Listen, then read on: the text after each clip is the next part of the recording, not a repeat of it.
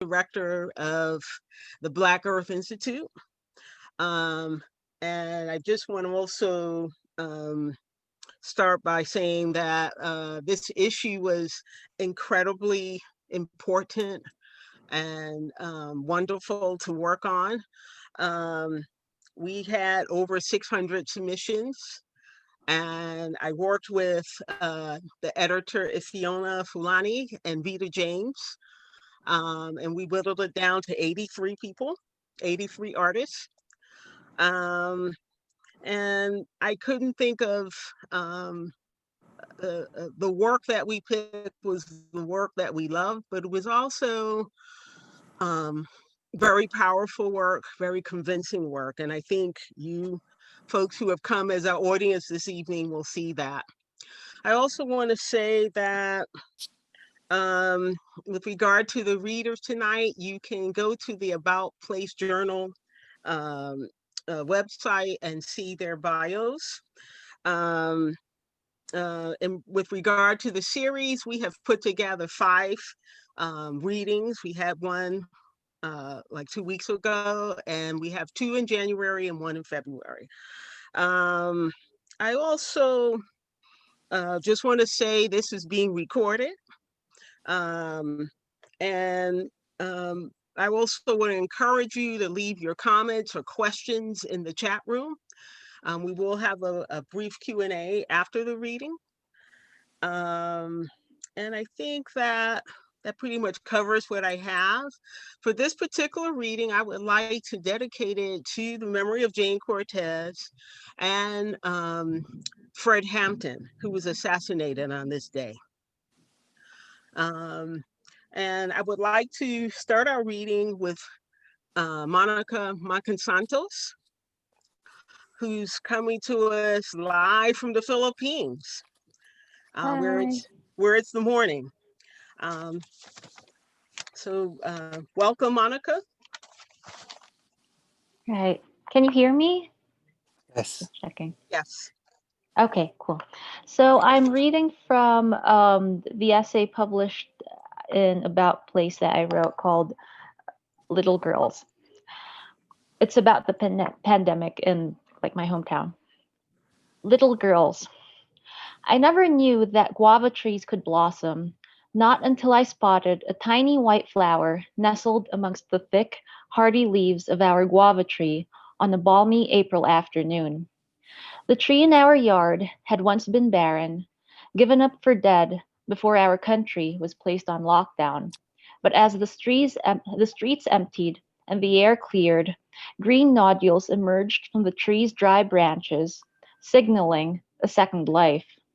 These nodules turned out to be the beginnings of bright green leaves, lengthening and unfurling as our doctors and nurses fought for their lives in isolation wards, having fallen ill from the virus while caring for the sick. This unexpected greening felt like a gift as our streets fell silent, held in death's quiet vice. But I never expected the small green buds accompanying these new leaves to contain delicate white petals. Our tree had never flowered throughout its lifetime, not since my father, who had passed away more than 2 years before, had patiently watered it when it was just a sapling, bearing witness to its miraculous flourishing after it had shed its first leaves, intimating a premature death. Like deck cards expertly fanned, the blossom's white petals arranged themselves around a crown of starry white anthers, and I jokingly called it a little girl to a friend in San Francisco who repeatedly gushed at its image on the other side of the world. This makes me tremble inside, I remember him saying, and I took this to be a good thing. For every trembling, it seemed, there was also release, a joyous bursting forth. The next day, there were few more, some unfurling in pairs, some emerging alone through the dense thicket of leaves. They beamed at me like little white stars whenever I sat in our balcony in the mornings, reading books I never had the time or patience for until this lockdown brought my life to a standstill. During the first few weeks, it was Catherine Mansfield. Then it was Eudora Welty. Before the pandemic, I found them too ponderous and demanding of my time. But with time slowing, I began to find solace in the patient cadences of their prose.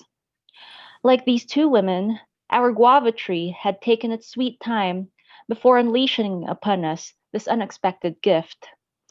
Pointing them out to my mother, I called them little girls. Wearing skirts full of petals and crowned with starry white anthers, they were little princesses emerging from my father's guava tree to cheer us up as the pandemic wore on with no end in sight. The name appealed to my mother, who started looking out for them in the morning, stepping onto our balcony as the sun slid across our yard, catching quick glimpses at our tree from the kitchen window as we ate breakfast. Like little girls, we'd erupt in excited titters whenever we spotted a new girl, her petals perfectly arranged around her starry little crown. Perfect flowers have both male and female characteristics, and perhaps we were misgendering them, as we called them. We found strange comfort in anthropomorphizing them, as though, in our isolation, our new companions allowed us a brief and fleeting chance to be children again. In the afternoon, we'd see white petals scattered on our roof or on the ground, and we'd look up to see some of our little girls skirtless as they held onto their crowns. I found myself reassuring my mother, who constantly worried that this was the last of the little girls, that more were on their way, pointing at the buds breaking open, at the girls about to burst forth. And you can read the rest of the essay on your website. So thank you.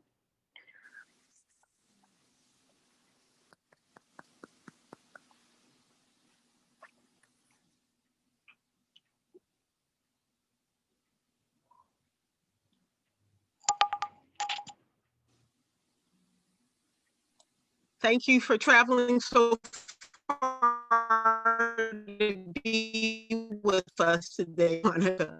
Um, yes. Thank you. Thank you, and for a lovely reading. Um, up next, we have Jill Austin, who currently is going under my name is Jackie Johnson. My on the niece, Jackie screen. Johnson. Yes, I have a double once again. So go right Okay, ahead, Jill. Because this poem is also very visual, I'm going to attempt to share my screen so that you can actually see it. Please help me technically if this isn't working. Okay, so on my screen, can you see that? Perfect. Yes. Okay. And I will, with your permission, take enough time to read it through more than once, because it has the capability to be read across the lines, down columns, diagonally, really an improvisational type of thing. And I encourage anybody who goes to the journal to do that, to just jump in and go where the words take you, because for me, crafting this, they all kind of ricocheted. So, oh, Jill, yes. We have to keep it to 5 minutes for everyone. So okay. It's all a right. short poem. So if I don't have time, at least you can see this. Okay. It's called the Mott Haven Garden Club. Seeds were sown early and resown each generation at the first sign of spring, trouble. Tender sprouts, metal barricades, break ground, delineate perimeter, nurture, police, grievances. Crowded perennials, opposite sides, block the street, gently repotted, peaceful protest. Shoots take root, end police brutality. Planters suspended, Black lives in protected territory.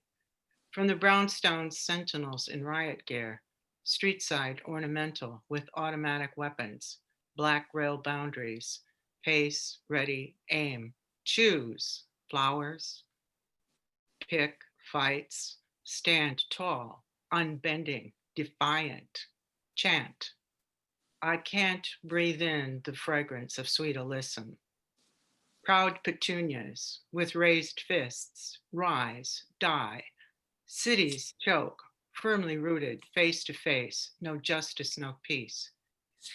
There comes a time when beauty speaks loudly, no racism in the garden. One neighbor stops, raises a hand to her heart and says, beauty doesn't lie, cultivate truth. There comes a time when silence is betrayal. Its taproot screams in the sunlight. One neighbor stops, beams a smile, flower filled, and says, Black beauty shines, cultivate truth. And that's that. Ah, So I thank did my little switching there at the end to give you an idea. Thank Yes, you so much. yeah, it's a fine poem, and you have a lot of truth and fun in the reading. So I encourage everyone to, go in and do like 3 or 4 readings, Thank you. which will certainly give you other meanings. Can you take your share screen down? Thank you. I will. Start sharing. All right. Next up, we have Tim Tomlinson, and I believe he's going to read a poem. Tim? Oh, Tim. There I go. All Unmuted. right. I forgot I had taken that precaution. Thank you so much, Jacqueline, Ifeona, Vita. Great to meet everybody. I'm going to read the poem that appears in About Place Journal, and I'm honored to be in this great journal. It's called My Mother Ignores the Severity of COVID-19. Don't talk to me like I'm retarded, she says. Don't talk to me like I'm a child. I swear I'm going to hang up on you in another minute. Who are you, Sanjay Gupta? What are you, my primary care physician? Dr. Nevins did not say that. She never told me that. You're not listening. You're not letting me finish. I have my hair done twice a month for 60 years. I'm not stopping now for some frickin' virus. I'm not having this argument. Yes, my nails too, yes. Otherwise I can't go out. You know that. Of course I have to go out. How else am I going to get groceries? Are you going to deliver? Yes, the cleaning lady touches things. She's the cleaning lady. Okay, Haitian, whatever. What did I say? African? I know she has a name. It's just I'm having a senior moment. She wears a mask. She wears a mask. No, she wears one, so why should I? I don't know anything about high-risk populations. I don't think I'm very familiar with that concept. Then who's going to clean my bathroom? Tell me that. Are you going to come over and do it? Come over. I could make you something. You do not put me at risk, for God's sake. I'm not at risk from my own son. Please, will you come over? Thank you very much. Thank you. Thank you for capturing some of the many moods and stances that people have had during this pandemic. Next up is Dominique Bukalu. Hello, everyone. Thank you for having me here tonight.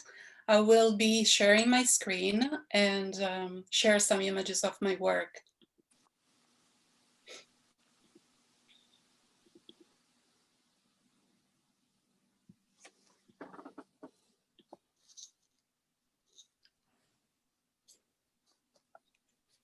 Most things look beautiful. Every image is an attempt to turn the present in an endless moment, a memory that is still alive. Photography captures an experience in time and space. It cements a desire to hold time. I cherish nostalgia and simultaneously the desire to dismantle it by living in the present. Photography, drawing, and site-specific work are my most used media. Music and movement help me generate clarity in the process. Occasionally, in site-specific, I incorporate them. I investigate women's identity and history. My images explore the portrait's tradition and representation, breaking from the normative of feminine decorum and responsibilities. My visions and projects are informed by surroundings and history, the coexistence between interior and exterior, private and public.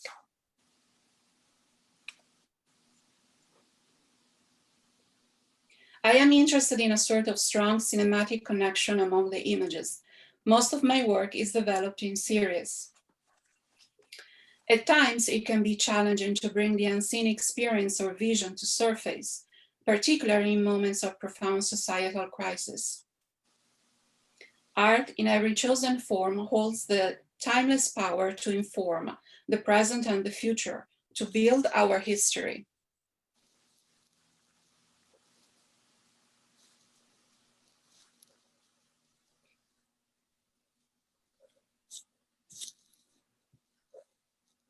We do not fall apart. That is not our job. We use our creativity. We remember that crises are not permanent. What becomes relevant is how we respond to it. To oppose and fight back major adversity is a state of mind that requires self-care and physical movement. The mind and the body both need to be prepared daily.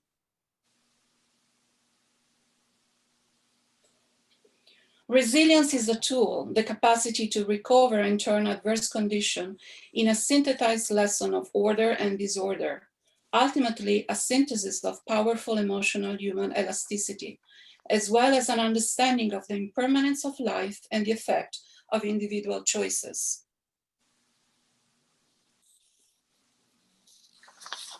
Resilience and resistance coexist. They ultimately shape our becoming through adverse and uncharted times. We perpetually live with ourselves. Most things look beautiful.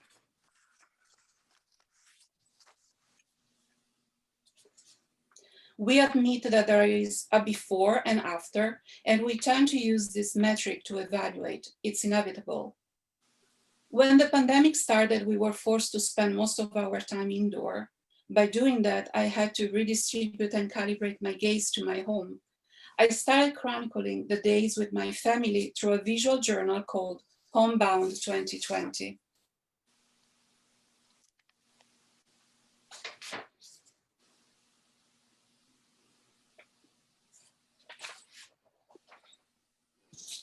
I remember waking up one morning in early March and reading the Italian newspaper. I got increasingly worried about my family and friends who lived there. Then their reality became our reality here in New York.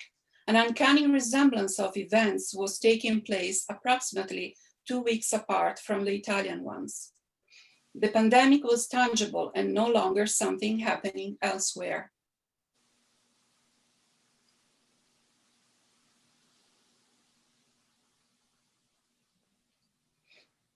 I live in Brooklyn with my husband and our son. In our home, we organize designated spaces to work, study, and create.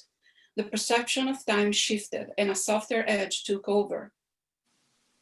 A growing sense of unlimited gratitude would follow me through the day for all the essential workers and all the people who work selflessly to keep us safe and maintain our sense of humanity despite the ferocity of the crisis. The simple act as cutting our son's hair became a visual poem. My husband and my son sitting at the window in the soft afternoon light, his hair falling in slow motion on his shoulders, restored a sense of time and space that ironically became timeless and weightless. My photography became more intimate. My drawings manifested a stronger urgency to represent nature, plants, and animals, along with human figures. The work, Most Things Look Beautiful, originated from it. We were headed to reorganizing our priorities and confronting our own mortality. Nothing is forever. What I have is precious. I want to remember. Art, nature, and information save us. Thank you. Thank you, Dominica. That was really fabulous. Thank you, Jacqueline. It was really great to have that last piece open up the pandemic blues section of About Place Journal. Thank you, Jacqueline. You're welcome. Up next, we have Kimberly Reyes, all the way from New York. Kimberly? I don't think she can hear. Kimberly? Yes, now I can hear you. Okay. Let me know if my internet is a little bit, if I go out, somebody just scream. Hopefully I can hear that. So I'm gonna read 2 of the 3 poems that I have in the journal. Thanks so much for inviting me into this space. And they both begin with epigraphs. The first one is about the most prolific serial killer in American history. And he was able to do what he did because of who he targeted, me, Black woman. And this, I'll just start with the epigraphs. God put me on earth to do what I did. He made African American, Native American, and Alaska Native women die of pregnancy-related cause at a rate about 3 times higher than those of white women, the Centers for Disease Control and Prevention reported. And that's from the New York Times. And then the last quote is from Dennis Smith. I shout down sirens, they bring no safety. His name is smallness, his deeds small. He hungered, feasted, silent, screams. We hear it though, a subaltern echo, yelping, of dogs, of men, the man and flame and belts, unbuckling shame and prayer and breath and hair and churches, shrapnel, bricks, over fountains, counters and sitting.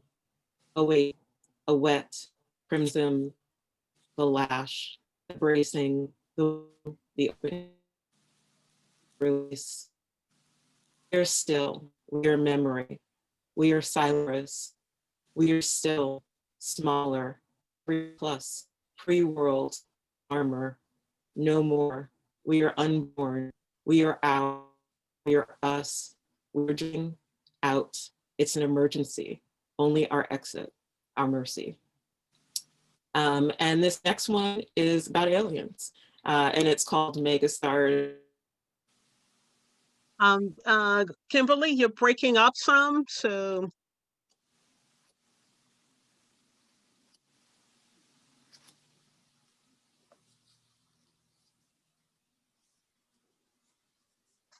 I'm not sure if we, I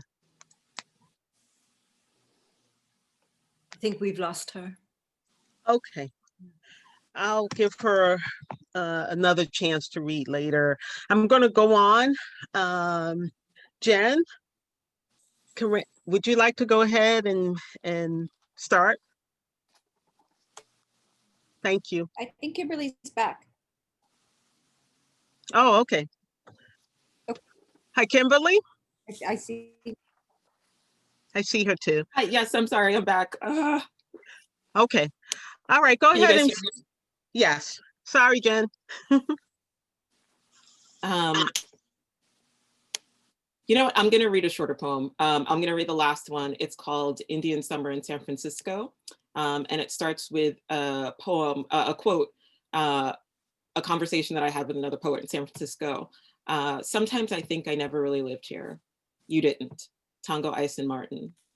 The sun burns loudest when it's now happiest hour everywhere time, illuminating caravans, shopping carts, doll-dented heads, a whiskey-stained wedding album, golden fossilized baby shoes, grasping a tie to the edge of humanity, the 8th marker at Ocean Beach, to watch the last dinosaurs in what a crow carries under its wings, secrets it has on the wind, an ashen woman, a carton of lucerne milk, toasting in the already cruel elements, a spoiling, a raised glass, their newest dog patch beer. Gardens and sand do not answer to chronology. Thank you. Thank you. Thank you for persisting. Okay. Next up, Jen Karenit. Thank you. Okay, I'm going to read 2 poems, and these are both sort of about the same thing. I've been reading a lot about long COVID and the long haulers, the long COVID syndrome, which is very similar to diseases that people have been calling fake and false for a long time. And I find it kind of interesting that now they're taking them seriously. You might know these diseases. They used to call them yuppie flu and other names that were very derogatory, but there have been post-viral syndromes around for a really long time. And I happen to have one of those. So I've been reading a lot about it.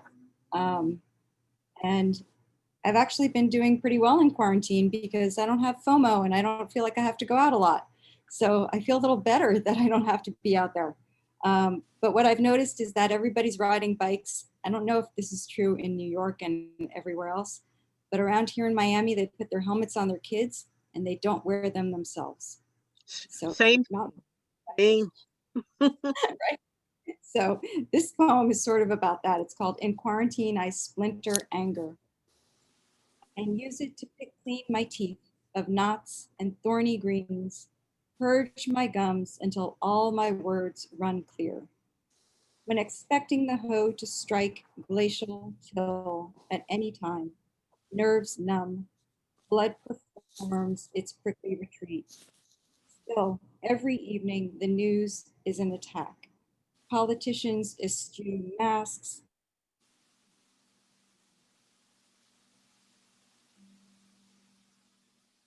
fidget with faces as they brought down, but no one plants of peppers, half-rotted pineapples. Cyclists ride and ride, heads bared to the sun, so many early melons. The smog clears, but plastic mountains peak. There's marrow to harvest here. If only I were keeping such bones to roast. And then the second poem is a found poem from two articles. One which is about long COVID, and the other one which is an article I was researching at the same time about the kapok tree, which is one of the longest growing, oldest trees in the rainforest, the hardest wood. And it grows for 300 years. And we have them in Miami. They're really cool trees. I have one right around the corner. During quarantine, I embraced myself as a long hauler. Lignum vitae, wood so dense it doesn't float. I've been reduced to not being able to stand up in the shower. Poetic, considering how much the wood has given to ocean travel. Even reading a book is challenging and exhausting. An escaped ornamental pruned to maintain a narrower profile. I don't understand what's happening in my body.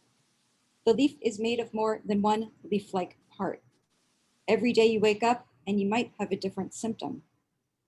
From a distance, like clouds of purple. I've had messages saying this is all in your head. As the non-native is not invasive at the northernmost range, I understand there are so many unknowns, not so easily warped by humidity or temperature changes. As a patient, I need acknowledgement. As a generalization then, it suffers from a reputation as slow. It has gotten better, but I track that trajectory in weeks, not days. Similar to pomegranate seeds, either one is a worthwhile endeavor. Being a survivor is something you must also survive. So all of those words were actually found from two articles, one from the Miami Herald and one from the Atlantic. Thank you so much. I appreciate being here. Thank you.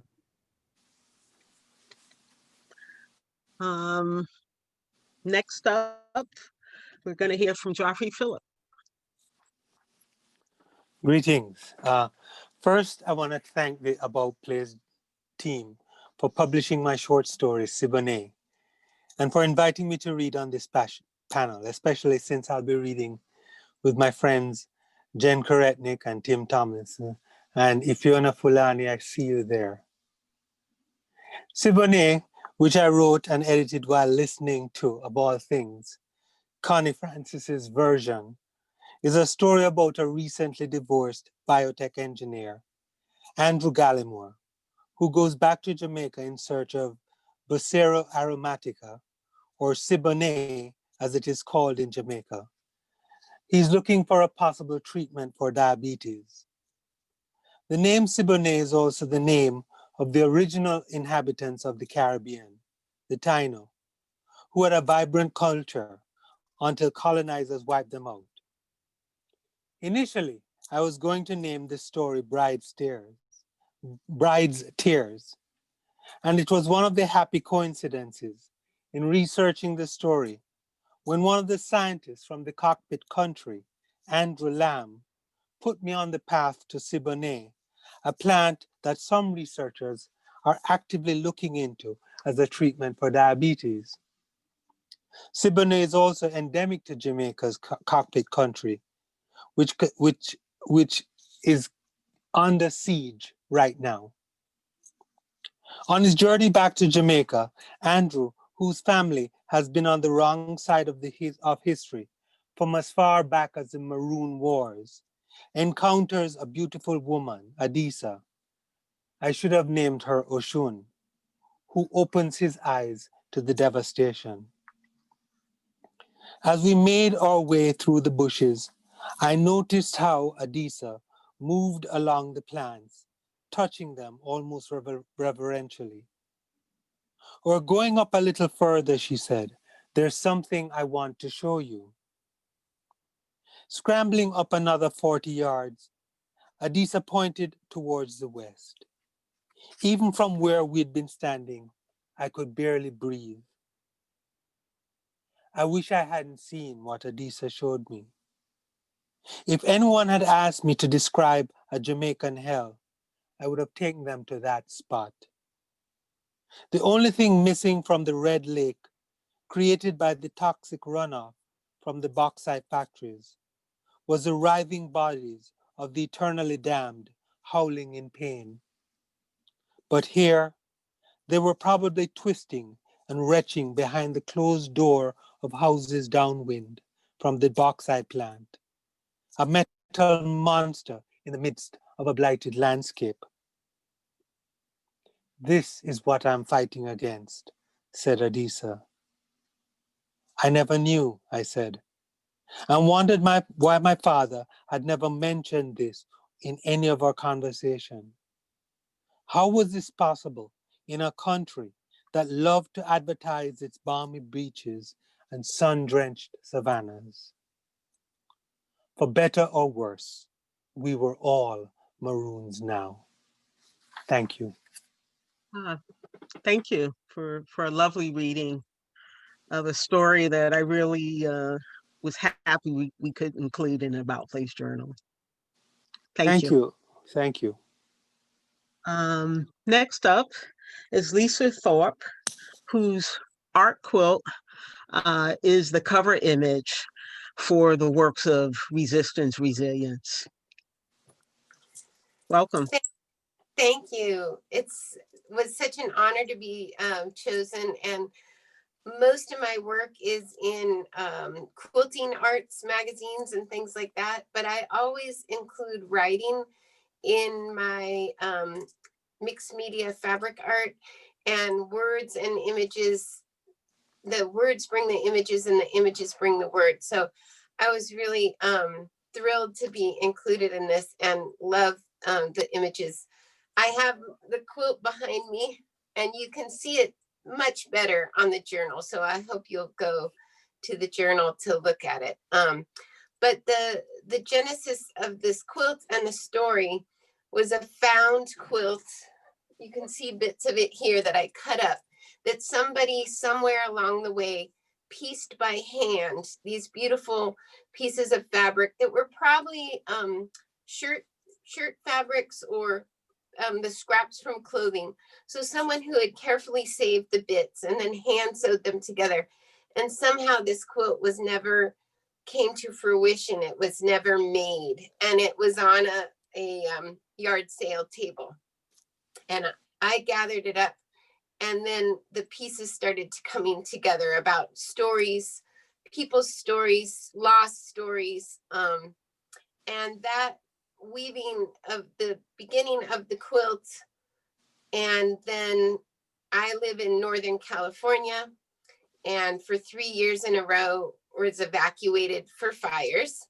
This year, the fire was less than a mile from my home, and the smoke and the fear And that all wrapped in with the pandemic. So that got me, these things all together got me thinking about this imagined story that I'm going to read.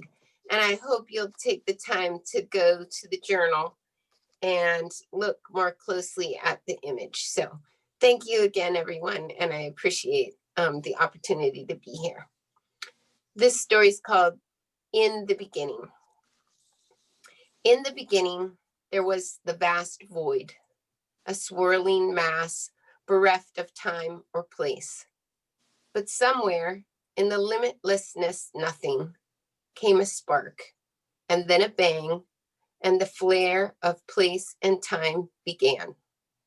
What happened next is told and retold in different ways, in different places, by different people. The stories are remarkably the same and wildly different, but all, in their way, tell the story of our making and sometimes our unmaking. So here is another story. It is a story of my crafting. It borrows and begs bits and pieces from others, but it is no one's, just mine, for the telling and the taking. So, in the beginning, after the flare and the flash of creation, the sun, our star, emerged, and our earth, sun, faithful servant, began her yearly oblations, circling and spinning with our dear companion moon, stitching each day to the next.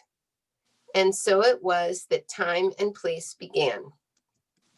Many spins of sun, earth, and moon transpired before the universe had a new inkling. Perhaps the warp and the weft of time and place could create a new fabric of being on this roiling planet. So Raven was called from the darkness to direct the earth into life. Sister Raven was tasked with nurturing her little fledgling earth into bright being and encouraged to stitch and knit new life in a multitude of forms. She called her mate to join her in this auspicious commission, and the two with great care spun the threads of new life into being, and the cloth of their making flourished and flowed for time upon time. But recently, the pieces of this perfectly pieced planet have begun to unstitch. Thank you so much. Are you done? No, sorry, I lost my place. Begun to unstitch, and the raven's watchful eyes had missed the human's recklessness that had begun to unstitch what they had carefully pieced. The ravens continued their work to patch and piece, to darn and mend the many holes left by humans' disregard and neglect. But the great unraveling has begun, and the raven pair is weary. So we of nimble fingers and crafty heart must take up our needles to stitch, sew, knit, and weave our island home back into being before the great unraveling is finished. Now I'm finished. Thank you. Thank you. Thank you for a new Raven story. Yeah. Okay, up next we have M and Zadi Keita, all the way from Philadelphia. Yeah. Hey, y'all. Thank you so much, Jacqueline Johnson and the rest of the team, for including me in this beautiful collection. I'm really proud and excited to be reading. I'm usually published as a poet, and while I do have some poems in the journal, I'm going to read a couple of excerpts from what I'm calling a micro essay. All you need to know is you need to know who the Supremes are. If you don't, I'm sorry. Roll along with it.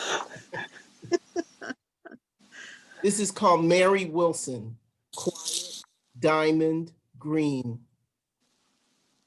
American Bandstand, Ed Sullivan, even Johnny Carson. Anytime the Supremes came on a TV, we gained access rights to watch them sing. Ran if it came to that. for a song only 3 minutes long. The single family TV pulled us all toward the screen on a quiet drawstring, and I practiced transmogrification. Your eyes, clamp on them like magnets on a fridge. Nothing on you appears to be moving, but just below and just inside your skin, your shoulders swing on time, opposite your slinky hips, your silver gown, heavy draped and water slippery, pulses those curves. Notes like sugar crystals coat your fingers, sound signals fluttering. Always looking for a way to assure myself that being Black really was exceptional, I loved the Supremes because they were ours. I needed the Supremes as much as I loved them, and every month it seemed they kept me afloat. Most days in school, I felt like Ruby Bridges without the National Guard and the venomous housewives. Alone, obvious, and invisible, unsafe. I moved in a bubble world from coat room to pencil case to peanut butter sandwich balled in my jaw. In that time when time was distorted, the Supremes put out one record after another every month, and each better than the last. Even I Hear a Symphony, the weak link, wasn't that bad. In the Motown world, we had a winning streak. We had something to sing while running pom-pom. Out of instinct, I sought Mary's face on screen. Bright eyes, brilliant teeth, a simple, even prettiness that never set off self-hating. I was daughter to a woman who was pretty like that. Maybe that explains this habit I would not realize for years. This practice of zooming in on Mary, reading her, trusting her resolve, witnessing her gift of keep goingness, relying on her radiance for the certainty that would be harder to find in the world. Thank you so much. Thank you, Nzadi. That was fabulous. I see the Supremes in their silver gowns swaying across the stage. Okay. Surprisingly, we're up to our last Fern Metcalf, and she's going to bring it home with Birth of a Nation. Okay, I have just one to read. And first of all, thank you very much to the editors, Jackie, Ifiona, and Vida. Not sure if I'm pronouncing your names right. And About Place Journal. To get to Birth of a Nation, I kind of had to birth a few poems before that, so I'd like to share a couple. No Child Left Behind. Everyone wants to get back to normal so they can dispose of income that will never be slated for the poor. Income dispersed to the wind from rooftop bars and outdoor dining spots in trendy neighborhoods that can boast regular garbage pickups. Everyone wants to get back to normal so they can expense that unnecessary trip to nowhere, to speak to no one about no thing before anyone finds out. A simple Zoom meeting would do. Everyone wants to get back to normal, so they don't have to know that normal was never normal for the rest of us. Crowns. Only natural identities are able to effectively birth these beautifully rooted locks, corny rolls created from a respectful African mindset, open to the flow of rivers rocking to and fro, while scalped parts course nappily through twisted worlds. worlds that are braided into and steeped in a kinky, curly, natural curiosity and fear about my hair. Mhm. Okay, Birth of a Nation. The night is long as the global fires creep their way from the monitor to your mind, burning ghosts you deny knowing. We can no longer celebrate your ancestors' actions taken as divine liberty on cold, dark bodies. Whenever we meet, you ain't gonna get no sleep. A vision is rolling round in my head, and we need to talk about it. It's been 55 years this time round. I'll take cash for the mule and 40 acres in New Jersey. You woke this morning knowing yourself to be out of sync with the universe after crouching in the dark, note-taking while draped comfortably in your usual cultural silences that have kept you warm for so many centuries. A vision is rolling round in our head and we need to talk. Whenever we meet, you ain't gonna get no sleep. We the people you thought you could leave behind. We the people demanding to abolish your state of mind. Words trip up your tongue as you are forced to review the text of future pages of required reading, correctly labeled as truths, about sleepless spirits deprived of life, liberties, pursuits, happiness. The words terrible, terror, torture, trauma rise up for a proper burial. You had a time this time in posting a few names in the body of emails demanding decolonization outside of yourself does not resurrect them. Whenever we meet, you ain't gonna get no sleep. A vision is rolling round in our heads and we need to talk. As sci-fi morphs into nonfiction in the streets, our bones tell us we can't wait. We have prepared a seat at the table for you. This is not an invitation to amnesia. Your world where seeing defies believing is crumbling. It's our morning. We are in labor. More babies are coming. Visions are rolling round in our heads and we have to talk about it. Because when we meet, you ain't gonna get no sleep. Both a promise and a threat. I love it. Thank you, Fern. Thank you. I want to take a moment and thank all the readers and poets. I'm not sure what we have in the chat, but I've asked Fiona if she would just scan it and share comments or questions. Oh, you're on mute. You're on mute.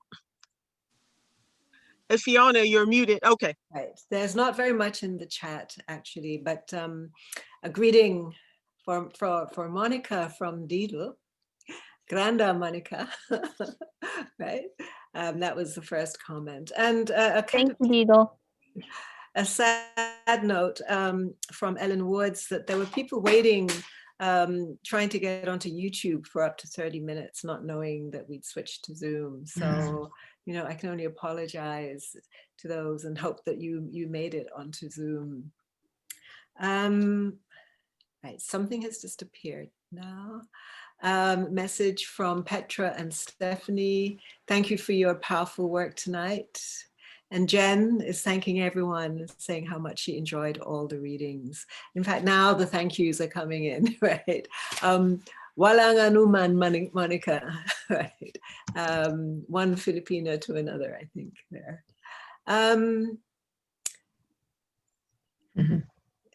Mariana, thank you all. And thank you from me. You know, it was a pleasure to work with your work and a pleasure to be part of this phenomenal team, including the writers and the editors that put this journal together.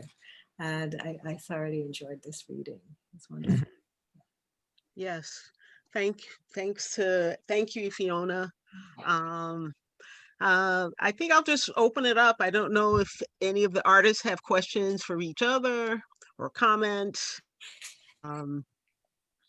Give you a going once, going twice. All right, all right. So in closing, I just want to thank everyone for sharing their fabulous work. Please refer back to About Place Journal, Works of Resistance, Resilience issue. I also want to thank Petra and DJ, who started this reading series with their Practices of Hope series, and they passed the baton to me. The baton might be floating around in the air, but I think we got our hands on it. We finally got our hands on it, and I just want to thank them for having the vision to bring this forward. All of you have a great evening, and Thank you. thank you all very much. Thank you. Thank you, Jackie. Thank you, Jackie. Thank you, Thank you, everyone. Thank you, Jackie. Jackie. Thank you. Thank you. Thank you. Thank you, Jackie. Right. Hi, Stephanie. Good night, everyone. Thank you, you. Good Jackie. Good night. night.